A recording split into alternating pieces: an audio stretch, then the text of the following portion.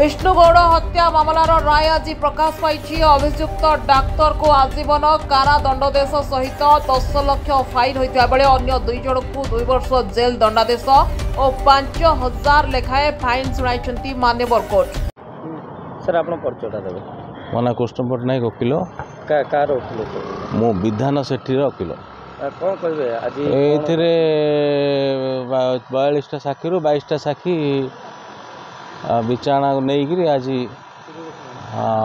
मान्यवर अदालत दोषी को दंडित कर कौन देखो तो ऋषिकेश त्रिपाठी डॉक्टर संपुक्त रही विधान सेठी किए रही विधा एलिगेशन अच्छे विधान सेठी से पिट्रे पुतापुती करुले आम जजमेंट देखला पर आम उच्चतम अदालत को जीवु। विष्णुगौड़ हत्या मामला रे चूड़ांत राय प्रकाश पाई। हत्या अभियुक्त ऋषिकेश त्रिपाठी डाक्तर ऋषिकेश त्रिपाठी को अदालत आजीवन सश्रम कारादंड रे दंडित करिसेंती एवं तांको 10 लाख टंका जरिमाना देवाई आदेश देइचंती। प्रमाण नष्ट अभियोग रे गंगा बेहरा एवं विधान सेठी को 2 वर्ष लेखाएं कारादंड रे दंडित करिसेंती एवं 5,000 टंका लेखाएं जरिमाना देवाई अदालत आदेश देइचंती। गंगा बेहरा जी सी डाक्तर सहित मिसिकी डाक्तर एका हत्याटी करथिले विष इंजेक्शन देकी मारिथिले तापरे डेड बॉडी को मध्य खंड विखंडित करथिले सर्जिकल ब्लेड लगी तापरे गंगा बेहरा तांकर जो हलुआ तार साहाय्य नहीं कि डेड बॉडी को 4 खंड कला परे मुंड गोटे पीस एंटायर बॉडी गोटे पीस एवं 2टी गोड़ को अलगा करथिले एवं ए 4टी पीस को गंगा बेहरा साहाय्य रे तांकर जो कार रे डिक्की रे रखी तांको बड़ गुमला रे थिबा जो वेस्ट पिट रे सेठी से माने लुचई थिले। ब्रह्मपुर में घटिथिबा बहुचर्चित विष्णुगौड़ हत्या मामलार मुख्य अभियुक्त डाक्तर ऋषिकेश त्रिपाठी को की दंड मिलिबो ताहा जानिबा पई समस्तंकर अपेक्षा रहितला। घटना 23 जन साक्षी विचारणा को आधार करी आज राय शुणाई अतिरिक्त तृतीय जिला दौरा जज राजकुमार दास। घटना प्रकार गत 2018 सेप्टेम्बर 19 तारिख में त्रिकोणीय प्रेम को केन्द्र कर विष्णुगौड़ को डाक्तर क्लिनिक रे हत्या करा जायतिला।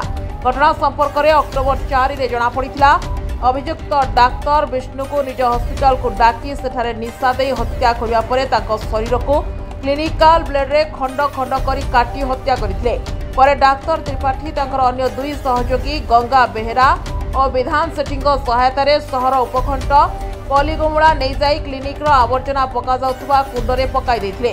तदंत बेले पुलिस डाक्तर उपस्थिति रे से स्थान विष्णु को खंड विखंड मृतदेह उद्धार करथिला। बैद्यनाथपुर पुलिस हत्याकारी तथा मुख्य अभियुक्त डाक्तर ऋषिकेश त्रिपाठी को गिरफ्त करी कोर्ट चालाण करथिला।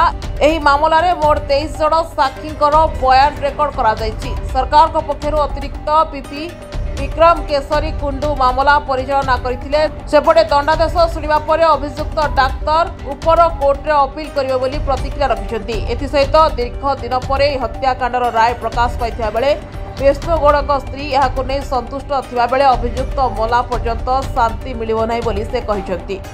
नर्मदा गौड़ मोर बाहागर तो आज के हेला 19-20 वर्ष हेला बाहागर 15 वर्ष से एमती करछन्ती। कौन होइतला मैडम किमिति हत्या करा हितला नहीं किछि हेनी से डाकी आनी की मारछि। कौन कहले होइतला आपन स्वामी कोठी चाकरी करथिले से एचसी बैंक रो कलेक्शन रे थिले से बरमपुर आसंदी मासे तरे इथर एंती आसंदी कलेक्शन काम रे आसंदी तो से आगुरु बरमपुर क्लिनिक जो गए थिले बंसरा सेटू से बरमपुर कि मेडिकल काम रे टिके भलो थिले तो से डॉक्टर मानस भी भलो परिचय थिले। ये आंको सह केबडू परिचय से तो मु जानिनी बट से आसिक सह क्लोज थिले बोली मु परे सुनिया पाइली। दंड हैला किंतु फांसी होइतिले ही मोर आत्मा शांति पाइथांदा सेटा ही मोर मकसद थिला। जेमती मु छटपट की से छटपट करी मारिछि ना सेमती से छटपट की मरिबा दरकार।